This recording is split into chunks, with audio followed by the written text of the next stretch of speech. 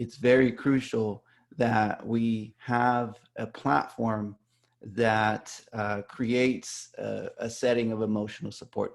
Even when we're in remote learning and teaching our students through remote technologies, it's crucial that we have a setting that allows for emotional support. In California, I've been working with community colleges on what has been called guided pathways. And in guided pathways, you allow an opportunity for students to feel like every course that they're taking adds up and connects to a future that they are imagining for themselves. So there's a lot of counseling connected to that, a lot of services, a lot of programming and curriculum that goes together for them so that they can feel that every course they're taking is preparing them for a better future.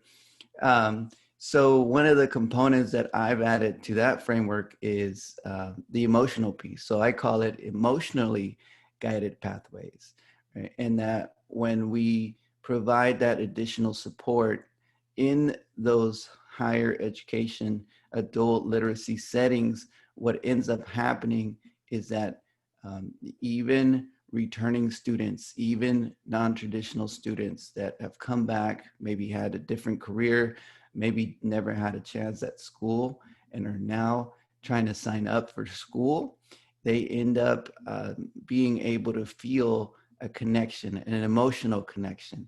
And so that research is showing a lot of promise in terms of students that have been left behind in the past, that emotional support truly matters. So I'll tell you a little bit about myself before I continue on. I myself was a student that was not going to make it. I was a student that was left behind. My story begins when I'm very little, and I end up with a single mother. I didn't have a father. He left us before I was even born. And I had an older brother, my mother and I, and we just struggled to survive. My mother, she had a full-time job, but she could barely pay the bills. And sometimes she didn't have adequate child care. So she would leave my older brother and I at home by herself. So he was 7 years old. I was 3 years old. And what she would do is she would lock the door from the outside so we couldn't get out.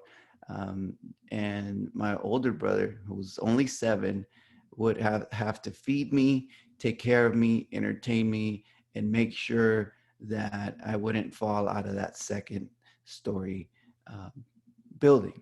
This is a lot of work for a 7-year-old. So by the time he enters the education system, his primary concern is not with academics. His primary concern is not with learning.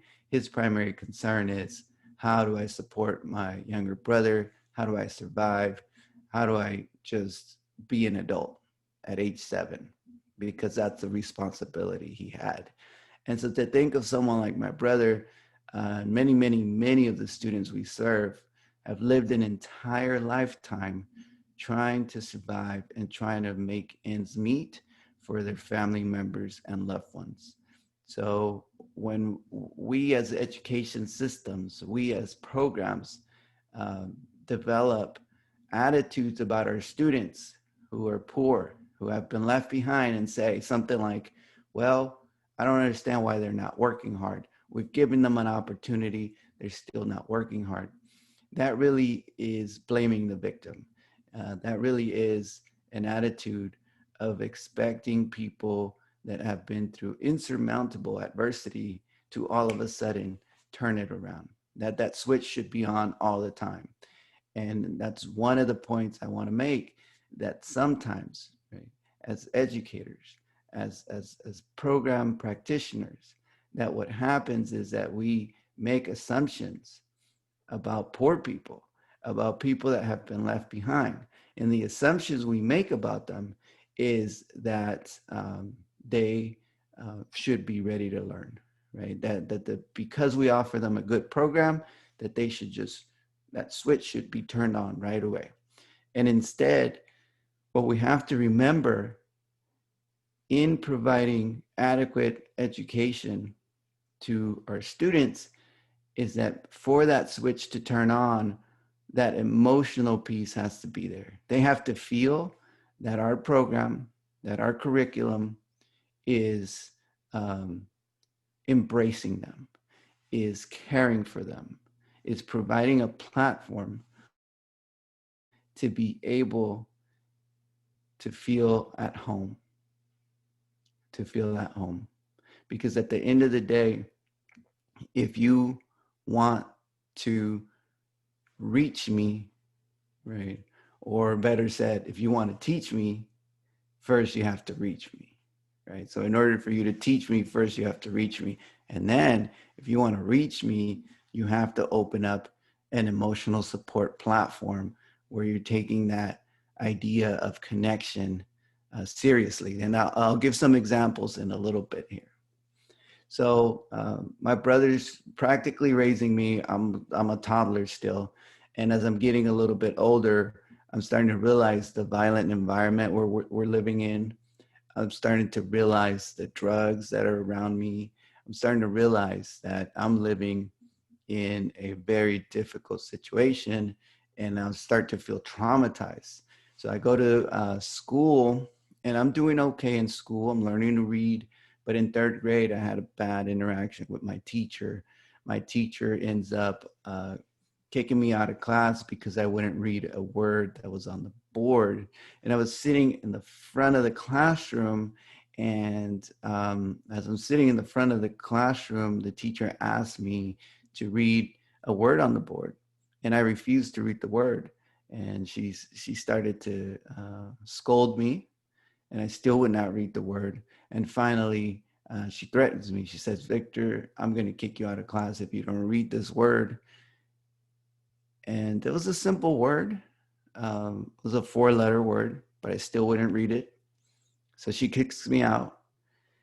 And she kicks me out thinking I was being defiant. But in reality, the only reason I could not read that word was because I needed glasses.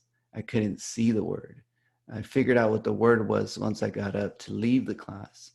But all to say that this teacher was expecting me to be ready to learn, was expecting me to have the technology to know how to be able to succeed in class, but I did not have the technology.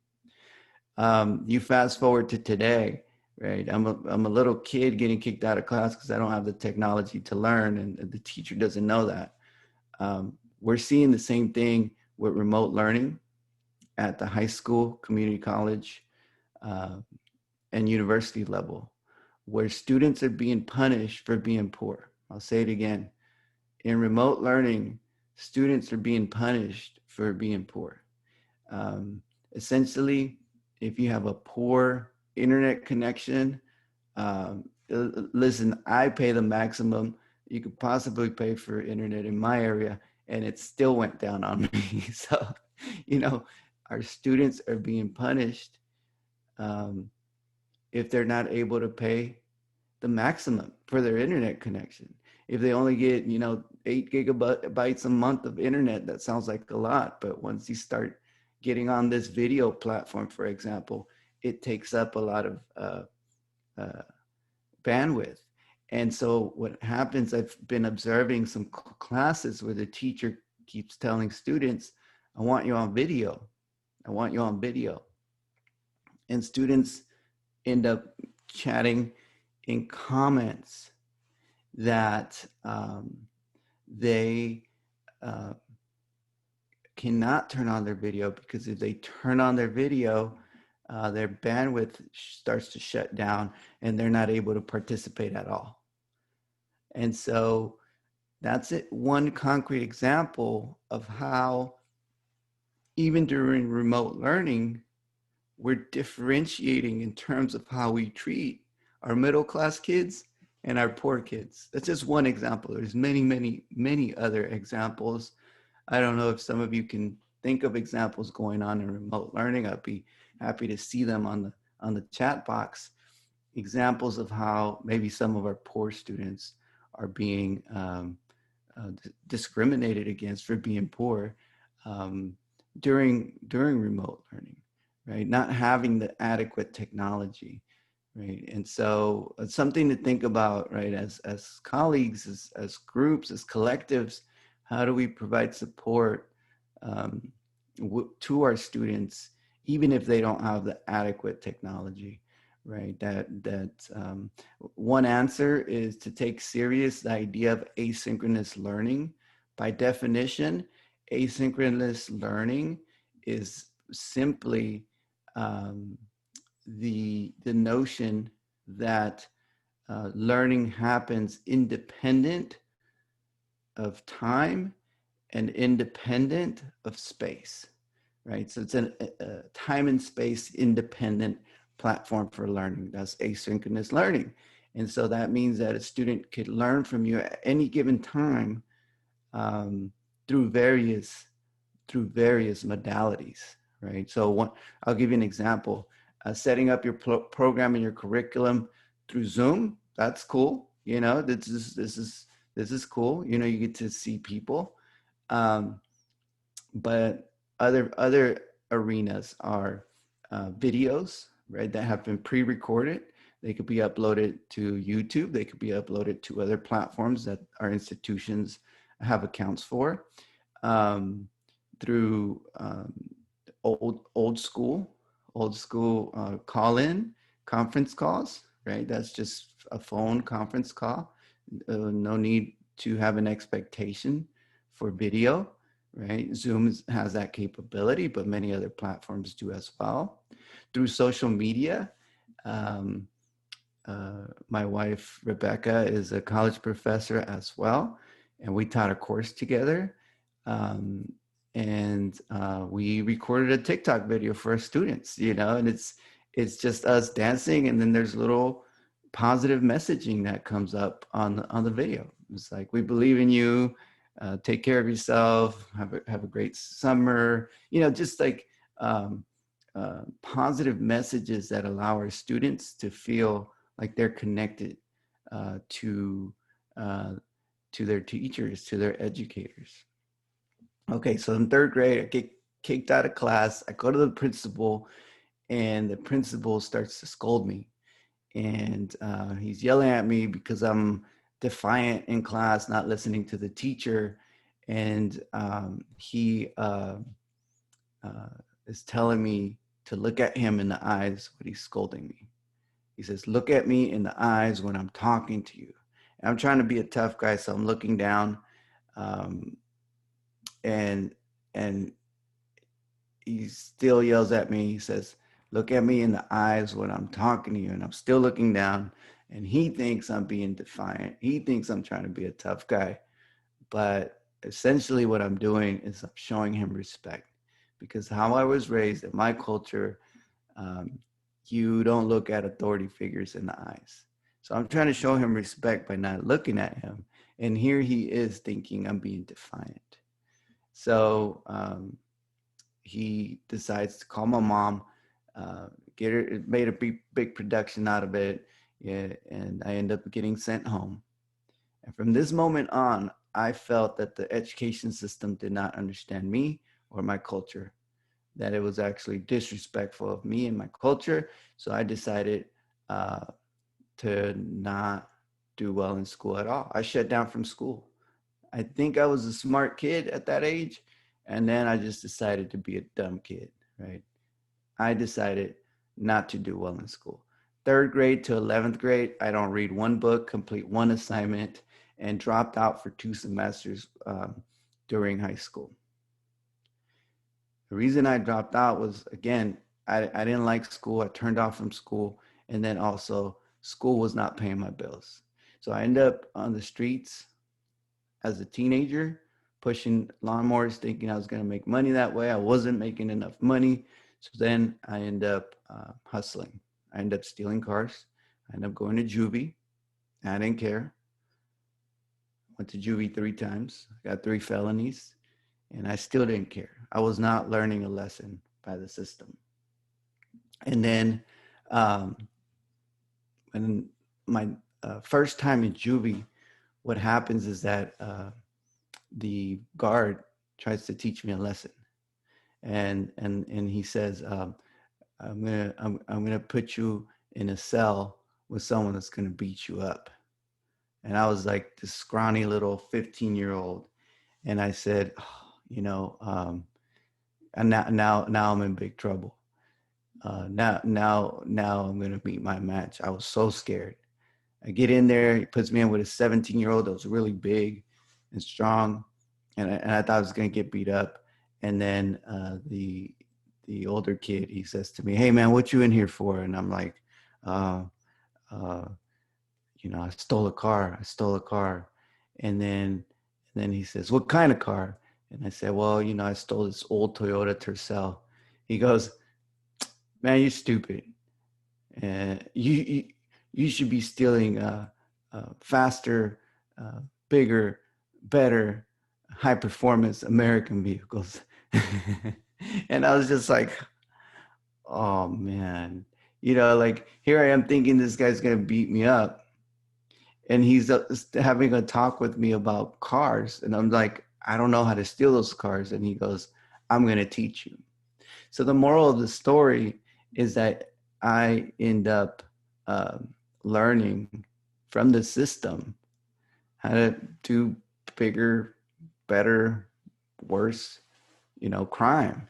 And in many occasions, our young people, right, the struggles that they go through, and then once we receive them as our students when they get older in life, right, the struggles that they go through um, have to do with systems that have been trying to teach them lessons, but are doing it in the wrong way, through punishment, through harsh treatment, through disrespect, through stripping them of their dignity. And then by the time we receive them, they're kind of like, not trusting of the system, right? They're not trusting of education systems or educators. So all to say that uh, a lot of times our students are going to show up with almost a feeling of illegitimacy towards the system and towards our curriculum, right? They might show up not trusting us. They might show up not trusting the process because the process has failed them in the past. And they might just be shut down. They might be, not showing that they want to interact. Hey, their cameras might be off, right? If we're doing the remote learning thing. And so it's crucial for us to first get students permission to teach them. I'll say it again, that it's important for us to get our students permission to teach them. That's the first thing we have to do in any curriculum we provide our students, right? That I'm here, whether it's math, science, technical applications, career readiness, sociology is what I teach, English, whatever we're teaching them, that we approach, and this works for any age, K to 20, that we ask them, right? This is the beginning of class, but throughout the semester, do I have your permission to teach you? We ask them in multiple ways. That's the emotional connection I was talking about. So I leave juvie, I'm on the streets, I'm not doing well, and one day, my best friend gets shot and killed in front of me as a 15-year-old on the streets. And at this moment, I didn't know who to turn to. I didn't know where to go. I went to the one place where the one person in my life had told me she would be there for me. I went to school to look for my teacher. I get to school, I find my teacher there. I hadn't been in school for a long time, but I just went because I was taking her up on her offer to help me. So I get to school. My teacher sees me walking down the hallway. She comes up to me. She says, "Victor, are you okay? I heard what happened." And I'm trying to be a tough guy. And I said, "Yeah, I'm all right." And this lady, she taps me on my shoulder. Right when she taps me on my shoulder, all my pain, all my fear, all my anger began to grow. And I began to cry like a little kid in front of the whole school. This tough guy from the streets is crying in front of the school. And you know what this lady did? She opened up her arms. She gave me a hug. She said, Victor, I'm here for you. If you're ready to change your life around, I'll be here for you, but you have to do the work. So I thought about what my teacher told me. Went back to school. I was behind lots of credits. She put me in zero period, 6 in the morning, extra credit class. She put me at lunchtime extra credit, and she put me in night school at the community college. And little by little, I started to catch up with my credits, credit recovery, and I end up graduating from high school on time and with my class. I was so happy. My mom, she has a third grade education. That's the farthest she went in school. So for me to have a high school diploma, I was on top of the world. I felt amazing. And I thought I was done with school, but my teacher said to me, Victor, I'm so proud of you. I knew you could do it. Now it's time to go to college. And I'm like, college? Man, what is this teacher smoking, thinking I'm going to college? I don't want to go to college. I'm feeling good with my high school diploma. But then she showed me Department of Labor statistics showing how much a college student, a college graduate makes. And I thought to myself, well, that's the life I want to live of a college graduate. So she convinces me. I apply to college. I get to college. I work full time, went to school full time, graduate college, end up motivated because of my teacher, because of what she did for me, motivated to help myself, help my family, and help my community. So I applied to UC Berkeley for a doctorate program. I get accepted, and it takes 7 years normative time at UC Berkeley to finish a PhD. 4.5 years after enrolling at UC Berkeley in my PhD program, in the year 2005, I became Dr. Victor Rios. The reason I tell you this story and this background is that in transforming lives, in allowing students to feel like they get a chance at another lifetime, because you know many of your students have been through a lot in life. So you're providing them, right? And your staff is providing them opportunities for a second lifetime. That in being able to provide that opportunity, in providing that emotional support, what you're doing as a professional is you're allowing these students to be able to support themselves, their families, and their communities.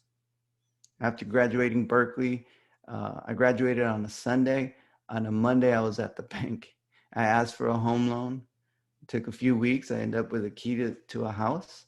I drive to my mom's dilapidated apartment. I knock on her door. She opens the door. I'm nervous. I pull out the key out of my pocket. I said, Mom, I'm sorry you had to wait 30 years for this, but here's a key to a proper place to live. You see, educators, the work we do of allowing our students a step at a time to get closer to credentials is the work of transforming lives. That's why you're an educator. That's why you're in this business, because you're helping to change lives. You're helping to bring value to the professional credentials, the professional toolkit of our students. The reason you're an educator is to make a difference in the lives of people so that they can become self-sufficient. I became self-sufficient because of my teacher. I became a professional because of her. I do the work I do now because she decided to not just focus on her subjects, but also to focus on her students. She would always say this, I don't teach subjects, I teach students. To turn that focus, right? We're all experts, we're all professionals, we're all trained in something, we're all specialists in something. She was a computer science teacher, but she decided, I don't teach computers, I teach students. I'm going to focus on their human well-being before I even try to teach them anything about computers. I will leave you with a concept um, in order to kind of frame this conversation about projecting for our students this emotional support. I call it educator projected self-actualization. Educator projected self-actualization. I'll write it right here on the comments. Educator projected self-actualization. Okay, there it is. It's in the comments. So what educator projected self-actualization is that you, like a PowerPoint projector, picture like a PowerPoint projector projecting an image on a screen, okay? You project for your students a future that they have not even begun to imagine. My teacher projected that for me when I was a teenager on the streets. She saw me as someone 20 years later being able to have a good career. And one day, as I'm going off to college, she told me she was so proud of me. And she said, I know one day you'll meet presidents. I was laughing at her about that one. I was like, Miss Russ, you're crazy. 20 years later, I was invited to the Obama White House to advise the administration on gun violence and policing in America. I even got to take my family to the White House lawn. My family was able to meet President Obama. I won't forget that moment because I'm holding my son in my arm. And President Obama comes up to the audience and says hello. And he comes up to my son and he says to my son, give me 5. Don't leave me hanging. And right when President Obama's hands and my son's hands touched, guess who I was thinking about? My teacher. I really thought in that moment that my teacher was able to predict this moment. But can an educator predict the future? No. An educator can project the future, but they cannot predict the future. But projection itself is incredible. So you as an educator, you running a program, you running these kinds of interventions that allow our students to get better credentials, to acquire better credentials in life. You project for them a future that they have not even begun to imagine.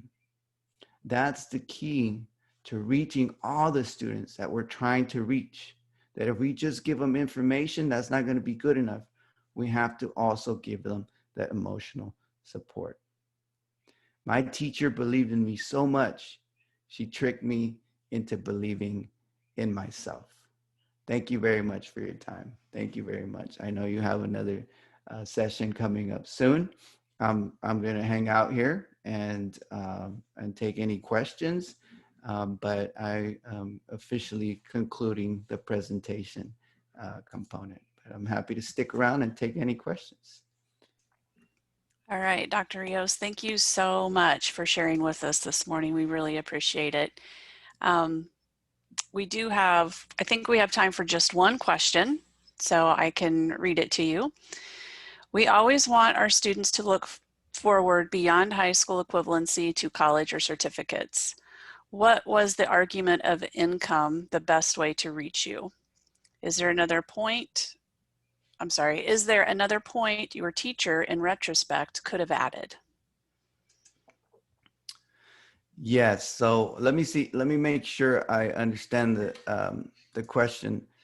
Oh, here it is. Let me read it. Okay. Was the best? Oh, yeah. Okay. There's 2 arguments. This is very important, by the way. 2 arguments. The first one is, hey, you, and it wasn't like a pity argument. It wasn't like your family's poor.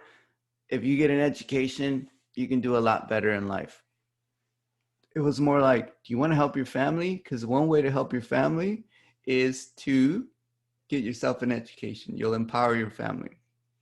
Connected to that is the idea that some populations, mostly populations that either come from struggle, communities of struggle, some cultural, racial, ethnic groups, African Americans, Latinos, Native Americans, Asian Americans, um, immigrant groups. One thing that a lot of these groups have in common is that they come from familial cultures. All right. And unfortunately, our education system is set up to teach individualism. Individualism looks like this: hey, go to college, get an education, go away to the Eastern Seaboard or the West Coast, get for a top university, stay out there, make a career, build a nuclear family, and you live a good life. And for a lot of us, we're like, that's not what I'm looking for. Why? We come from familial cultures. A familial culture is a culture that where the one person wants to thrive so that the rest of the group thrives. So when I make it, my whole family makes it. My whole community makes it. My whole hood makes it, right? That's a familial culture. So what's important in this argument that you make to students is not just showing them the dollar signs of what a college education is going to give them or a good trade is going to get them, but also how they're going to be able to contribute to their families and communities. That's almost, if not more important to some of the individuals within familial cultures. You don't believe it? You go to a high school graduation, sometimes, principals around the country always complain to me about like they're having fights with their students and their families because they're going to graduate and they give them a ticket and 3 people or 4 people are invited in the family. And some of these kids show up with like 20 people to the graduation, right?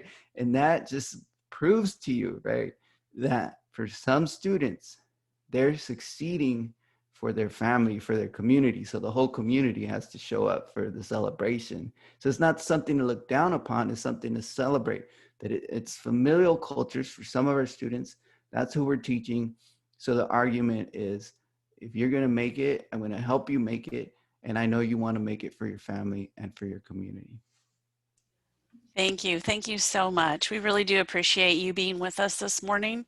I don't know if you can see the chat within our platform for the conference, but it is blowing up. I mean, if you could hear everybody right now, there would be thunderous applause. So everybody is very appreciative of your message this morning. So again, thank you for joining us. Thank you so much. Have a good rest of the session. Take care. Thank you. All right. Bye.